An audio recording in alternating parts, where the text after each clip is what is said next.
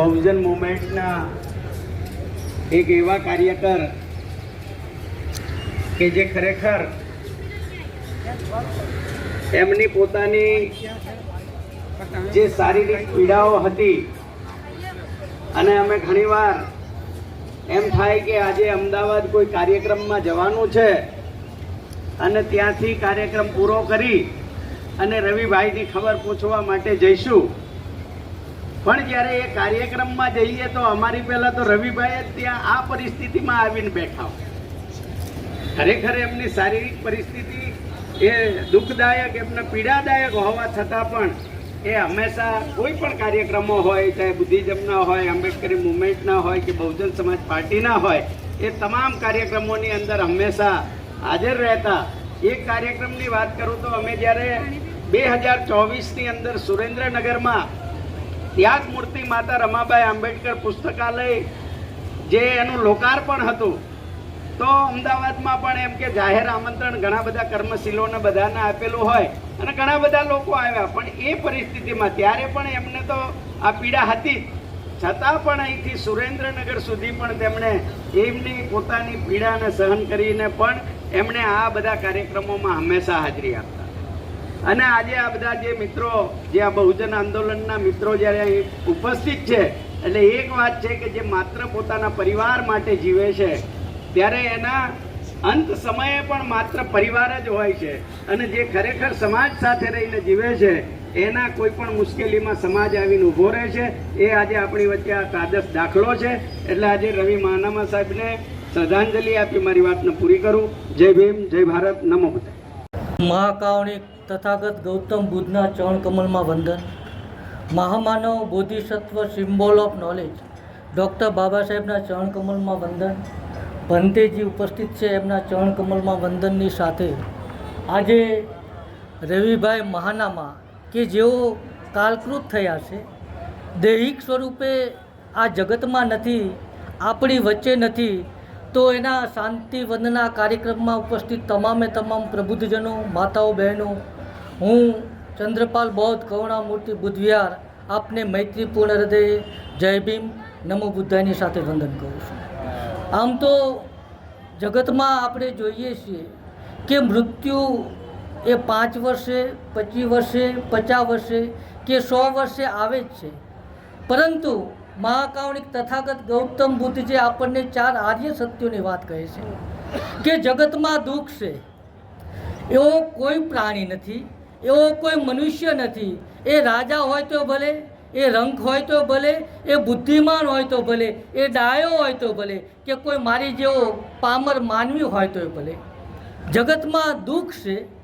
અને એમણે પછી કીધું દુઃખ છે તો દુઃખનું કારણ છે. તો અહીં આપણને કારણોમાં તથાગત ગૌતમ બુદ્ધ કહે છે કે જગતમાં દુઃખ છે, તો એમાં જે કારણો છે એમાં 2 કારણો મુખ્ય છે. એક તો અપ્રિયજનનું જીવનમાં આવી અને મળવું, અને બીજું પ્રિયજનનું આ જગતમાંથી વિદાય થવું. દુઃખનું કારણ શું? કે પ્રિયજનનું આ જગતમાંથી વિદાય થવું. સંતો મહંતો કહે છે કે આશા અને તૃષ્ણા તો દુઃખ છે, જ્યારે તથાગત ગૌતમ બુદ્ધ કહે છે આશા તૃષ્ણા તો દુઃખનું કારણ છે, પણ દુઃખનું ખરું કારણ એ અપ્રિયજનનું જીવનમાં આવી અને મળવું. અને આ પ્રિયજનનું એ પછી આપણી માતા હોય, આપણો પિતા હોય, એ ભાઈ હોય, એ પત્ની હોય, એ પતિ હોય, એ બહેન હોય કે વારસોયો દીકરો હોય, એ આપણું પ્રિય પાત્ર હોય છે. જ્યારે દૈહિક સ્વરૂપે એ આપણી વચ્ચેથી વિદાય થાય છે, ત્યારે દરેક વ્યક્તિની આંખમાંથી આંસુ આવી જાય છે. અને એમણે દૈહિક સ્વરૂપે આ જગતમાં નથી, પરંતુ એમના કુટુંબ પરિવાર ઉપર એમના આશીર્વચન, એમનું હેત, એમના મમતા સતત વરસતા રહેશે. અને બીજી એક વાત કે આપણે કહીએ ઘણા બધા કારણો મૃત્યુના હોય છે. રોગ થવાથી, જોકે ખૂબ જ નાની વયે એવો એક રોગ એમને થયો જેના કારણે દૈહિક સ્વરૂપે માત્ર 40 કે 45 વર્ષની ઉંમરે આપણી વચ્ચેથી વિદાય થયા. તો એ તો આપણે જોઈએ છીએ મૃત્યુનો પ્રકાર છે. મૃત્યુનું ખરું કારણ તો જે દિવસે આપણા ઘેર જ્યારે નવજાત બાળકનો જન્મ થાય છે એ દિવસે આપણા ઘેર એક મૃત્યુ હોય જ છે, એ આપણે સારી રીતે જાણીએ છીએ.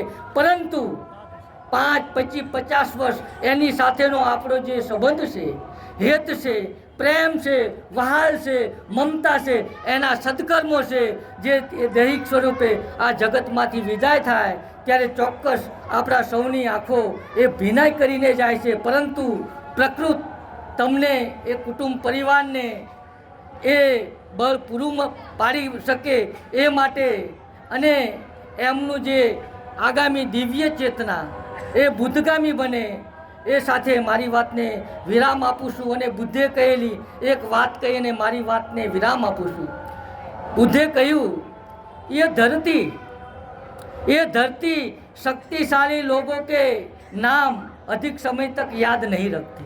ये धरती शक्तिशाली लोगों के नाम अधिक समय तक याद नहीं रख सकती, मगर करुणा के कदम के स्पर्श वो कभी नहीं भूलती. જેણે સમાજ માટે, માનવ હિત માટે પોતાનું જીવન સમર્પિત કર્યું એવા એક રવિભાઈ મહાનામાં જ્યારે આપણે વચ્ચેથી વિદાય થયા, ખૂબ લાંબા સમય સુધી આપણે એમને યાદ કરશું અને આવા પ્રસંગે ચોક્કસ આપણી આંખો ભીની થશે. આપને મૈત્રીપૂર્ણ હૃદય જય ભીમ.